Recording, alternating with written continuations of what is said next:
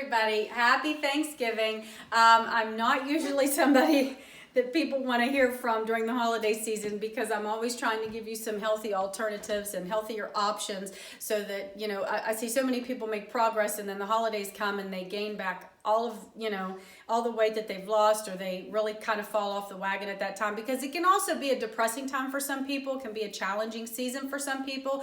And as a result, they kind of turn to food for comfort during this time. So I'm just going to give you some quick tips of things that you can do for this Thanksgiving season, this week coming up, that will make your holiday still delicious, but also nutritious and healthy, and you won't feel like you've overindulged to where you have to work 10 times as hard or you just want to give up altogether. One of the things that I do is, everybody makes their turkey, mashed potatoes, gravy, and then their vegetables and their sides and things of that nature. Well, one of the things I do for my mashed potatoes is I always incorporate a couple sweet potatoes in with the regular potatoes, and you can also hide some cauliflower in there when you're boiling it, and people are not going to know that it's in there. So you can do that. You bring it to a boil like you would regular mashed potatoes. I always leave the skin on my potatoes. I don't peel them just because that's where a lot of the nutrients are. And then you can mix your fats with something healthier and a little bit lighter. Like that's where a lot of my bone broth that I make during the year that I freeze, I use my bone broth in my mashed potatoes with a plant-based milk like almond milk or even regular goat milk with some olive oil. You can also cook some whole garlic cloves in, and it'll give it a rich, deep depth of flavor, and then mix it like you would mashed potatoes. Now, with my turkey, I don't obviously use any butter or anything on my turkey. I use a lot of herbs. I use a lot of citrus. I'll stuff citrus in the cavity of the turkey. I'll use a lot of herbs and seasonings and marinate the turkey for a couple of days before I roast it. But turkey in and of itself is very good for you if you don't smother it with butter and things like that. As far as gravy, there's not too many healthy ways to make gravy. You do have to use a fat and a flour to do that. So I would just suggest, if you're going to make a gravy, just maybe use less of it. Don't make a lot of it to where you have so many leftovers that you're eating gravy several days after that.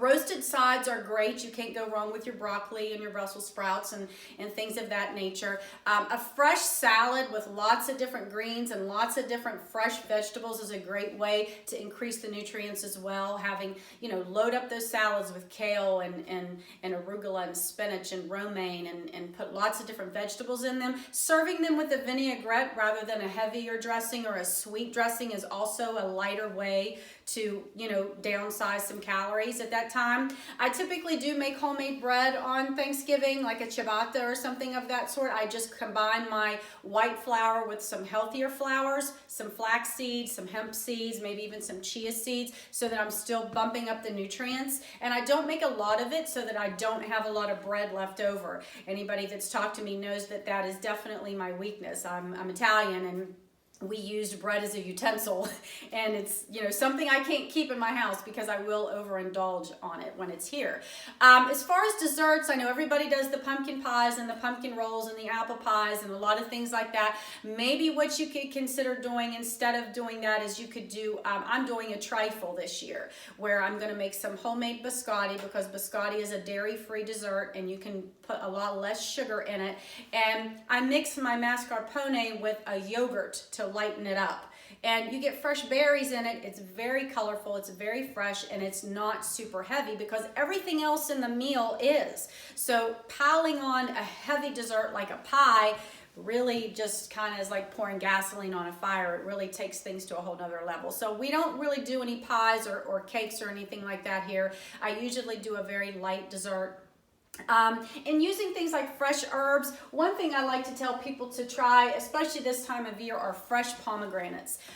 They are a dickens to peel and get the perils out. There is no doubt about that. So I'm glad they only come around one time a year, but they are delicious. These seeds are excellent added to pretty much anything. You could put them in salads. I like to just eat them with a spoon. I literally just stick them in a bowl and eat them with a spoon like cereal. But they're very colorful and they're very flavorful. So adding things like that can be very, very healthy and different, mixing things up. Lots of textures, lots of flavors.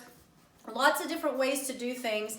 I'm also going to do a cornbread stuffing this year instead of a bread-based stuffing, since I'm having bread. I'm gonna make cornbread, which I make gluten-free. And then I'm gonna use like a lot of fresh ingredients in my stuffing, things like walnuts and apples and dates and lots of vegetables, and then bake it in, you know, the milk and the eggs and things like that. I will not be adding any sugar or anything to it, but it's a different type of stuffing. It's a sweet, savory type of stuffing. Again, it's still healthy. It's still very, very flavorful. It's just a better way, a better take on, you know, the regular traditional type of stuffing. So I hope you guys give some of these tips a try. If you have any questions about substitutions or things that you want to switch out for this holiday season, message me on Facebook. I'm happy to answer any of your questions, and I hope you all have a wonderful Thanksgiving.